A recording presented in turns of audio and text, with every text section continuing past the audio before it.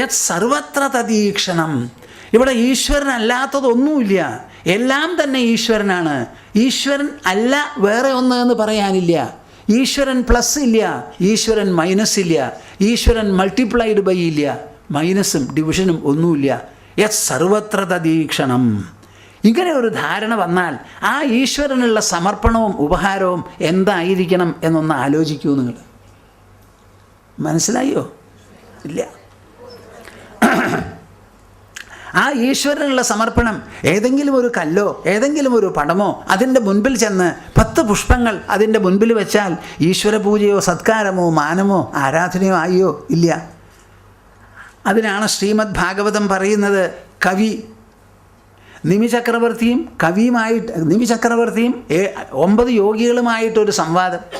ആ സംവാദമാണ് കൃഷ്ണൻ ഉദ്ധവന് ഉപദേശിച്ചതിന് മുൻപ് പറഞ്ഞിട്ടുള്ളത്. അതാണ് ഞാൻ ഈ ഭാഗവതം എഴുതിക്കൊണ്ട് വരുന്നുണ്ടല്ലോ, അതിൽ 10ാമത്തെ പുസ്തകമാണ് ഇപ്പോൾ എഴുതിയത്.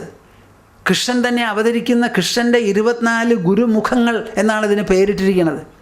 കൃഷ്ണൻ 24 ആചാര്യന്മാരെ ഗുരുക്കന്മാരെ അവതരിപ്പിക്കുമ്പോൾ അദ്ദേഹം തന്നെ അംഗീകരിച്ചത് കൊണ്ടാണല്ലോ അത് പറയുന്നത്. അപ്പോൾ കൃഷ്ണന് തന്നെ 24 ഗുരുമുഖങ്ങളുണ്ട് എന്നതാണ് അതിൽ പ്രധാനം. കൃഷ്ണൻ്റെ പൂർവജനായ യദു ചക്രവർത്തിയും അവധൂതനും നടന്ന സംവാദം, അതിനു മുമ്പ് നിമി ചക്രവർത്തിയും നവയോഗികളും തമ്മിൽ നടന്ന സംവാദം. ആ സംവാദമാണ് അവിടെ ഈശ്വരാനുഭവം ചൊരിയുന്ന യോഗി വാണികൾ എന്ന് പറഞ്ഞൊരു പുസ്തകം അതിന് ശീർഷകം കൊടുത്തിട്ടുള്ളതാണ്. അതിൽ 9 യോഗികളും സംസാരിക്കുന്നു. അതിൽ ആദ്യത്തെ യോഗി കവി പറയുന്നതാണ്.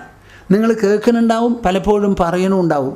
അത് കേട്ടിട്ടും പറഞ്ഞിട്ടും ചെവിക്ക് മോക്ഷം കിട്ടി, പക്ഷേ ഉള്ളിലുള്ള ജീവന് കിട്ടിയിട്ടില്ല. എന്താ കാരണം? ചിന്തിക്കുന്നില്ല, ആലോചിക്കുന്നില്ല, മനസ്സിലാക്കി തീർക്കുന്നില്ല. ഞാൻ എന്താ പറഞ്ഞത്? എല്ലാ ദിക്കിലും ഈശ്വരനെ കാണണം. സർവ്വവ്യാപിയാണ് ഈശ്വരൻ. ആ സർവ്വവ്യാപിയായ ഈശ്വരന് സദാ നാം സമർപ്പണവും ഉപഹാരവും നൽകണം. അതെങ്ങനെയാണ് നൽകുക? അതിന് ഒരു പുഷ്പം വേണ്ട, കുറച്ച് പാല് വേണ്ട, തേൻ വേണ്ട, ഒരു ഉദ്ധരണി വെള്ളവും കൂടി വേണ്ട. പിന്നെ എന്താ വേണ്ടത്? ഭാവം വേണം. കായേന വാചാ മനസേന്ദ്രിയൈർവാ ബുദ്ധ്യാത്മനാ വാ അനുസൃത സ്വഭാവാത് കരോതി യദ്യത് സകലം പരസ്മൈ നാരായണായേതി സമർപ്പയേത്തത്. ഇതാണ് ആവശ്യം. ഈ സമർപ്പണം എവിടുന്നാ വരിക? മനസ്സിൽ നിന്ന്. എപ്പോഴാ വരിക? ബുദ്ധി മനസ്സിനെ വേണ്ടതുപോലെ നിർദ്ദേശിച്ചാൽ. ബുദ്ധിക്ക് എപ്പോഴാണിത് തോന്നുക?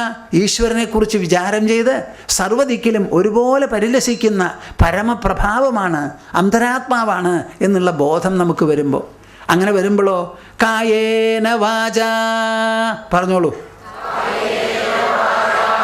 മനസേന്ദ്രിയൈർവാ ബുദ്ധ്യാത്മനാ വാ അനുസൃത സ്വഭാവാത് കരോതി യദ്യത് സകലം പരസ്മൈ നാരായണായേതി സമർപ്പയേത്തത്. അധി എന്തിനു പറയുന്നു? ശരീരം കൊണ്ടോ, വാക്കുകൊണ്ടോ, മനസ്സുകൊണ്ടോ, ഇന്ദ്രിയങ്ങൾ കൊണ്ടോ, ബുദ്ധി കൊണ്ടോ, അനുസൃത സ്വഭാവ. എവിടെയോ എങ്ങനെയോ എന്തോ കാരണത്താൽ നമ്മൾ ജനിച്ചു. ആർക്കോ ഒരു കൂട്ടർക്ക് ദമ്പതികൾക്ക് സന്താനമായി ജനിച്ചു. അവർ വളർത്തിയ മാതിരി വളർന്നു, അവർ തന്ന ചുറ്റുപാടിൽ വളർന്നു. കണ്ണ് മിഴിച്ച് നോക്കുമ്പോൾ അഡൾട്ടാവുമ്പോൾ ജന്മവും കഴിഞ്ഞു, വളർച്ചയും കഴിഞ്ഞു. ഉള്ളിൽ പല വിധത്തിലുള്ള പ്രേരണകളുണ്ട്. ചിലതൊക്കെ നല്ലതാണ്, ചിലതൊക്കെ ചീത്തയാണ്. ചീത്തയോട് മല്ലയുദ്ധം അടിച്ചാലും ചിലത് തീരണില്ല. അങ്ങനെ പലതരത്തിലുള്ള വികലതകളും വൈകല്യങ്ങളും ഒക്കെ ഉണ്ട്.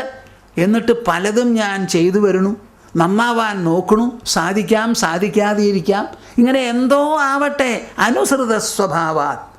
ഈശ്വരൻ രചിച്ച, ശ്രദ്ധിച്ച് കേൾക്കണം, ഈശ്വരൻ രചിച്ച ലോകത്തിൽ അദ്ദേഹം നിശ്ചയിച്ച വ്യവസ്ഥകൾക്ക് വിധേയമായി കൈവന്ന ഒരു ശരീരം, മനസ്സ്, ബുദ്ധി, ജീവൻ, അഹങ്കാരം, ഇതെല്ലാം വെച്ചുകൊണ്ട് ഞാൻ എന്ത് തന്നെ ഈ ലോകത്തിൽ പ്രവർത്തിക്കുന്നുണ്ടോ ആ പ്രവൃത്തിക്കത് അൾട്ടിമേറ്റ് അന്തിമഗണനയിൽ ഞാനല്ല ഉത്തരവാദി. അനുസൃത സ്വഭാവ. എല്ലാറ്റിനുമുണ്ട് ഓരോ സ്വഭാവം. ആ സ്വഭാവത്തിന് വിധേയമായിട്ടാണ് ഞാൻ പ്രവർത്തിക്കുന്നത്. ഈ സ്വഭാവം ഉണ്ടായത് ലോകത്തിൽ നിന്ന്, ലോകം രചിച്ചത് ഭഗവാൻ. അപ്പോൾ എല്ലാം പുറപ്പെട്ടത് ഈശ്വരിൽ നിന്നാണ് എന്നുള്ള വിചാരത്തോടുകൂടി നമുക്ക് ചെയ്യാവുന്നത് എന്താ? പരസ്മൈ നാരായണായേതി. ഇത് മുഴുവനും നിർമ്മിച്ച് പരിപാലിച്ച് എന്തോ ആവശ്യത്തിന് വേണ്ടി നടത്തിച്ചു പോരുന്നതായ ആ പരമേശ്വരനായിരിക്കുന്ന നാരായണന് മാത്രം വേണ്ടിയിട്ടാണ് എൻ്റെ പ്രവൃത്തികൾ. അത് മനസ്സുകൊണ്ടാകട്ടെ, ബുദ്ധി കൊണ്ടാകട്ടെ, ഇന്ദ്രിയങ്ങൾ കൊണ്ടാകട്ടെ, ശരീരം കൊണ്ടാകട്ടെ, പ്രകൃതിക്ക് വിധേയമായാകട്ടെ, എല്ലാം തന്നെ ഈ ഈശ്വരന് വേണ്ടി മാത്രം എന്നുള്ളൊരു വിചാരത്തിൽ അങ്ങോട്ട് സമർപ്പിക്കുക. ഇതുവരെ നാം ചെയ്തു പോയത് എന്താ? പൂക്കൾ പ്രത്യേകമായി തിരഞ്ഞെടുത്തു. വിഷ്ണു പൂജയ്ക്ക് വെളുത്ത പൂക്കൾ, ദേവീ പൂജയ്ക്ക് ചുവന്ന പുഷ്പങ്ങൾ, അങ്ങനെ പലതരത്തിലുള്ള നിബന്ധനകളിലൂടെ തിരഞ്ഞെടുത്ത് വൃത്തിയാക്കി വെടുപ്പാക്കി മുമ്പിൽ ചെന്നിരുന്ന് അരമണിക്കൂർ സമയം പലവിധത്തിലുള്ള അർച്ചനാനാമങ്ങളുമായി ജപിച്ചു. ജീവിക്കുന്നതോ 24 മണിക്കൂർ, പൂജയോ അരമണിക്കൂർ. ചാൺ കയറുന്നു, മുഴം ചറക്കുന്നു. ദിവസേന നടക്കുന്നത് ഇതാണ്. ഒരു ചാൺ മേപ്പെട്ട് കയറും, ഒരു മുഴം താഴത്തേക്ക് ഡുബ്. പിറ്റേ ദിവസം ഒരു മുഴം കയറി ഡുബ്. അപ്പോൾ പോകുന്നത് എപ്പോഴും പാതാളത്തിലേക്കാണ്. മാറ്റൂ, ബുദ്ധിയുടെ ഇടുക്കം പോട്ടെ, മനസ്സിൻ്റെ ആ സങ്കുചിതത്വം തീർക്കൂ. അതിനെ നിങ്ങൾ ആരാധിക്കുന്ന ഈശ്വരൻ സർവവ്യാപിയാണ്, സർവ അന്തരാത്മാവാണ്. അദ്ദേഹത്തിന് എപ്പോഴും പൂജ ചെയ്യണം. അതിന് നിങ്ങൾ പ്രത്യേക സമയം ഏർപ്പെടുത്തണ്ട. സൂര്യൻ്റെ ഉദയവും അസ്തമനവും കൂടി ഉണ്ടാക്കി തീർക്കുന്ന 24 മണിക്കൂറും അതിൽ നിങ്ങൾ രചിക്കാത്തതായ ഹൃദയവും ലങ്സും എല്ലാം കൂടി ശ്വാസോച്ഛ്വാസത്തിലൂടെ രക്തസഞ്ചാരത്തിലൂടെ നിലനിർത്തുന്നതായ ശരീരം, ഇതെല്ലാം തന്നെ ഈശ്വരൻ്റെ വൈഭവമാണ്. ആ വൈഭവങ്ങൾ ഉപയോഗിച്ച് ചെയ്യുന്ന പ്രവൃത്തികളെല്ലാം ഹേ നാരായണ, നാരായണ, കൃഷ്ണ, അങ്ങയ്ക്ക് വേണ്ടിയിട്ടാണ് എല്ലാം. എന്ത് അങ്ങയ്ക്ക് വേണ്ടിയിട്ടാണ്. കൈകൊണ്ടോ, കാലുകൊണ്ടോ, മൂക്കുകൊണ്ടോ, മനസ്സുകൊണ്ടോ, വാക്കുകൊണ്ടോ, ബുദ്ധി കൊണ്ടോ, പ്രകൃത വിശേഷം കൊണ്ടോ എന്ത് ചെയ്യുന്നുവോ അത് മുഴുവനും അങ്ങയ്ക്ക്. പഴയ കാലത്തൊരു പാട്ടിയുണ്ടായിരുന്നു. എപ്പോൾ നോക്കിയാലും വലിയ കൃഷ്ണഭക്തനാ. കൃഷ്ണ നിനക്ക് എന്ന് പറയും, എന്ത് കിട്ടിയാലും പറയൂ അത്രേ. അപ്പോൾ ഒരു ദിവസം ഇങ്ങനെ പോകുമ്പോൾ കട്ട്ലയിൽ തലയൊന്ന് ഇടിച്ചപ്പോൾ കൃഷ്ണ നിനക്ക് എന്ന് പറഞ്ഞു അത്രേ.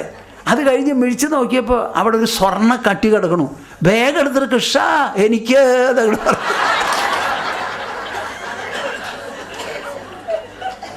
തസ്മൈ നാരായണായേതി. എല്ലാം തന്നെ ഈശ്വരനാണ്. നഷ്ടമാണെങ്കിൽ നഷ്ടം, ലാഭമാണെങ്കിൽ ലാഭം. നിങ്ങളിങ്ങനെ വിചാരിച്ചു നോക്കൂ. നിങ്ങളുടെ ഇടുങ്ങിയ കടുക് മനസ്സ് കടാഹം പോലെ വികസിക്കും. നിങ്ങളുടെ ശരീരം വികസിച്ചാൽ സർവത്ര അബദ്ധ. മനസ്സ് എത്ര വികസിച്ചാലും എല്ലാം കൊണ്ടും ഭേഷാണ്, ബലേ ഭേഷ്.